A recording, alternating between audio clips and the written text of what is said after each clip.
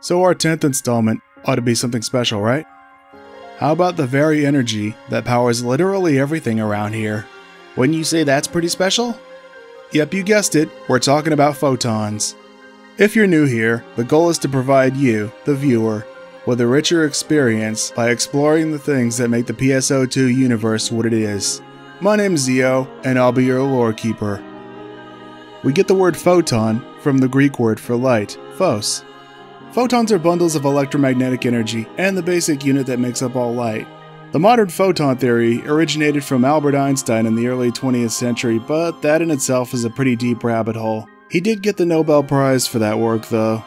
To better understand photons and PSO2, let's take a little trip through time and space to where it all began. Just like in our world, photons are light particles existing throughout nearly every corner of the universe. These particles are a natural light source visible to the human eye. The folks who discovered photons and began studying them to use as energy would be called the Photoners. They did have some space travel capabilities, but they couldn't go very far with what they had. At some point, they'd make contact with a planet made entirely out of water. This wasn't any ordinary planet though. This was a living ocean with the gift of all knowledge in the universe. You know, like quantum mechanics, the best deep-fried rappy recipe, how to convert photons into energy, all the important stuff. The Photoners gave it the name Xion. Thanks to Xion, photon energy conversion is brought to fruition and the previous hurdles of space travel are now gone. This event would kick off a 1,000-year period called light history. At Xion's request, the Photoners built a massive shell around the planet as part of their mothership. For all intents and purposes, Xion was the ship's computer. Things were pretty groovy for those first 500 years. They built a fleet of 24 ships that we would come to know as Oracle, and began to study every corner of the universe. To say the least, the Photoners' thirst for knowledge was insatiable. The Photoners had reached the apex of their development, but for them that wasn't enough. They wanted to expand their sphere of control throughout the entire universe. To help them achieve this, they thought having another omniscient presence would be a good idea.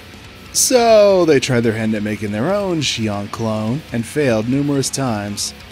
We're all familiar with one of these clones, the impetus for everything that would happen thereafter. Yeah, I'm talking about the profound darkness.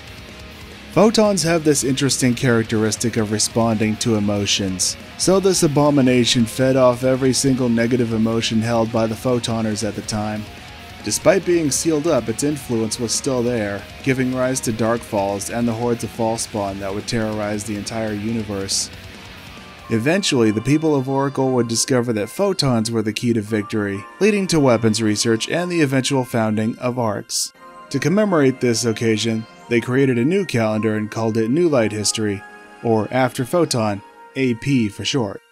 Photons have a wide range of uses, like powering cars and spaceships and weapons, and being the only logical explanation for certain things. You know, because photons. Nothing that relies on photons is 100% immune to corruption though. Not even ARKS operatives, despite being engineered to have a resistance to this effect. Even they can get into trouble if they take in too many corrupted photons. Something that Xiao tells us in no uncertain terms.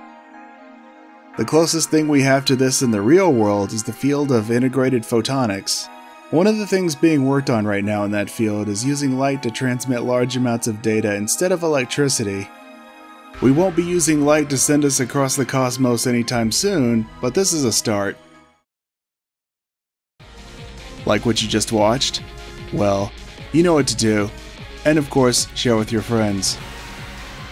Next time, I think we'll step outside Oracle for a change. As always, thanks for watching.